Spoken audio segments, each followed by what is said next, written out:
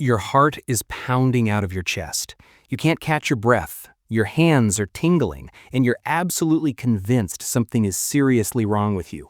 You've been to the doctor 3 times this month, and they keep saying you're fine, but you don't feel fine. You feel like you're losing your mind. If this sounds familiar, you're not alone. Over 40 million Americans are stuck in this exact cycle. And here's the problem. Almost everything you've been told about fixing anxiety is completely backwards.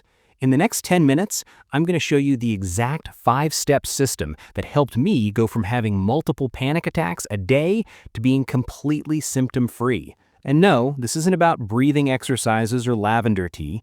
This is about understanding what's actually happening in your body and how to break the cycle for good. Part 1. Why everything you've tried has failed. Let me guess what you've already tried. You downloaded a meditation app, maybe you got a weighted blanket, or started drinking chamomile tea before bed. You tried the 4-7-8 breathing technique, and for a moment, maybe it helped, but then the anxiety came back, often worse than before. Here's why none of that worked. You were putting a Band-Aid on a broken bone. The anxiety industry is worth over $4 billion because it keeps selling you temporary relief instead of permanent solutions.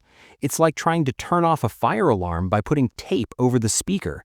The alarm keeps blaring because there's still a fire, or in this case, because your alarm system thinks there's a fire when there isn't one. Think about it this way. Every time you reach for a supplement or do a breathing exercise the moment you feel anxious, you're actually sending your brain a message that says, "This feeling is dangerous and I need to escape it."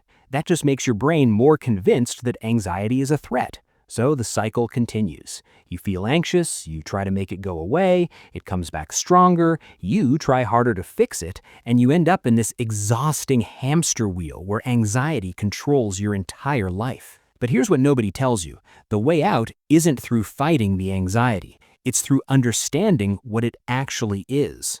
The anxiety umbrella. Now this is where everything changes. Right now, you probably feel like you have 50 different problems. You've got the heart palpitations and the dizziness and the brain fog and the weird vision and the chest pain and maybe even some muscle twitching or feeling like your limbs are weak. You're trying to fix each symptom individually and it's exhausting. But here's the liberating truth. You don't have 50 problems. You have one problem, a sensitized nervous system. That's it. Imagine you have the flu. When you have the flu, you don't say you have a fever problem, a fatigue problem, a body ache problem, and a cough problem. You just have the flu. Once your body fights off the flu, all those symptoms disappear together. Anxiety works the exact same way. All of these symptoms that feel so different and scary are actually just different expressions of the same thing. Excess adrenaline and a nervous system that's on high alert.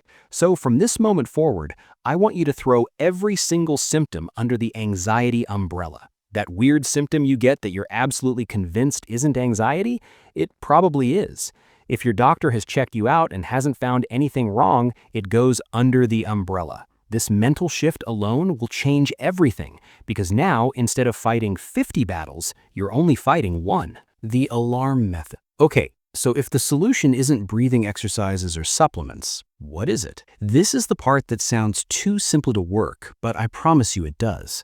The solution is learning how to respond to your anxiety symptoms instead of reacting to them. I'm going to teach you a method called ALARM, and this is what actually breaks the cycle. When a symptom pops up, the first step is A, acknowledge it. Don't try to pretend it's not there. If your heart starts racing, just notice it. Say to yourself, okay, I notice my heart is racing right now. You're just calling out the elephant in the room. Most people try to ignore their symptoms or distract themselves immediately, but that doesn't work because your brain knows the symptom is there. Acknowledging it is like saying, I see you, instead of running away. The second step is L, label the symptom. This is where the umbrella comes in. Say to yourself, this is just anxiety. This is just my sensitized nervous system doing its thing. Not, oh my God, what if this is a heart attack? Not, why is this happening again? Just a simple, factual label. This is anxiety. Remember, you only have one problem now, so every symptom gets the same label. Third step is A,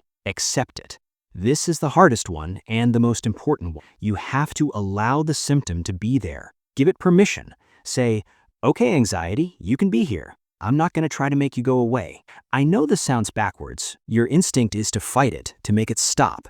But every time you fight it, you're telling your brain that this sensation is dangerous, which makes your alarm system even more sensitive. Acceptance is like telling your brain, this isn't a threat. I can handle this feeling. If you can't fully accept it yet, that's okay. Just try to tolerate it. Let it be there without battling it. The fourth step is R. Refocus your attention. This doesn't mean distract yourself and pretend the anxiety isn't there. You've already acknowledged it. Now you're choosing to put your attention back on whatever you were doing. If you're at the grocery store and a wave of panic hits, you acknowledge it, label it, accept it, and then you keep shopping. You read the ingredients on the cereal box. You count the apples you're putting in your bag. You actively engage with the task in front of you. If you're at work, you go back to your email. If you're driving, you focus on the road, the feel of the steering wheel, the music playing. Your anxiety will be there in the background, but you're not making it the main character anymore. The final step is M. Move on. Continue with your life. Don't stop what you're doing every time a symptom appears. Don't go lie down. Don't leave the situation. Don't call someone for reassurance. Your body is incredibly dynamic, and it will naturally return to baseline if you let it. You don't need to figure out why the symptoms showed up right now.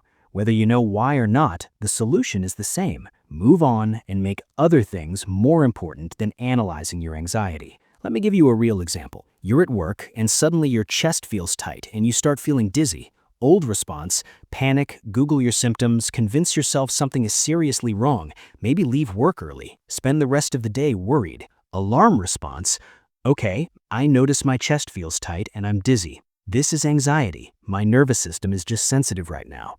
I'm going to let this feeling be here and keep working on this report. The feeling will pass on its own. Then you refocus on your work and move on with your day. The symptom might stick around for a while, and that's fine. You're not trying to make it disappear. You're just changing your relationship with it. The 5 F's that keep you stuck. Now, I need to warn you about the 5 things that will sabotage your recovery if you keep doing them. We call these the 5 F's, and almost everyone with anxiety is doing at least one of these. First, you're trying to fix the symptom. Every time you feel anxious, you're reaching for something to make it go away. A supplement, a breathing technique, reassurance from someone. You're Googling your symptoms at 2 in the morning. This tells your brain the symptom is a problem that needs fixing. Second, you're fighting it. You're tensing up, resisting, battling the sensations. This just burns more adrenaline and keeps you in the stress response. Third, you're focused on it. You're constantly body scanning. Is my heart beating fast? Do I feel weird? Is the anxiety there? Is it gone now? Wait, I think it's coming back. This hypervigilance keeps your alarm system on high alert. Fourth, you're fearing it. You're terrified of the sensations. You think, what if this never goes away? Or what if this happens when I'm driving? Or what if this is the one time it's not anxiety? That fear is fuel for the fire. And fifth, you're frustrated by it. When your symptoms are high, your whole day is ruined. You're in a terrible mood. You're angry at yourself, angry at your body. That frustration is just more stress, which keeps your nervous system sensitized. These 5 things might seem harmless, but they're what's keeping you trapped. The beautiful thing is, once you start using the alarm method, you naturally stop doing the 5 F's. You're no longer trying to fix, fight, focus on, fear, or feel frustrated by your symptoms. You're just acknowledging, labeling, accepting, refocusing, and moving on. Setbacks and building confidence. Here's something crucial you need to know. Recovery is not a straight line. You're going to have days where you feel amazing, like you've beaten this thing, and then, bam, the anxiety comes back full force. This is completely normal, and it doesn't mean you failed. Setbacks are actually part of the recovery process. Think of them like pop quizzes. Your nervous system is testing to see if you really mean it when you say you're not afraid anymore. When a setback hits, it's your opportunity to practice everything you just learned. The setback is like a wave. If you try to fight the wave, you'll get thrown underwater and tumbled around. But if you let the wave pass over you, it always moves on. After each setback that you respond to correctly, you'll notice you come out stronger. Your confidence builds. Your nervous system becomes less sensitive. The gaps between difficult days get longer.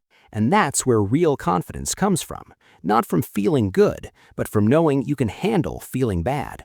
Right now, you might only feel okay when you don't have symptoms, but as you practice alarm, as you stop doing the 5 Fs, you'll develop what I call core confidence. This means no matter what symptoms show up, no matter where you are or what you're doing, you trust yourself to handle it. You're not confident because the anxiety is gone. You're confident because you know how to respond to it, and you know it can't actually hurt you. Start small if you need to. Maybe your anxiety has made you avoid certain places or situations. Create a list of things you've been avoiding and gradually work through them. If you've been homebound, start by just sitting in your car. Then maybe drive around the block. Then to the grocery store. Each small win builds your confidence. The key is to keep moving forward even when you're uncomfortable. That's where the growth happens. You've got this, and you're not alone. Drop a comment below with your main symptom, and let's support each other through this. I'll see you in the next video.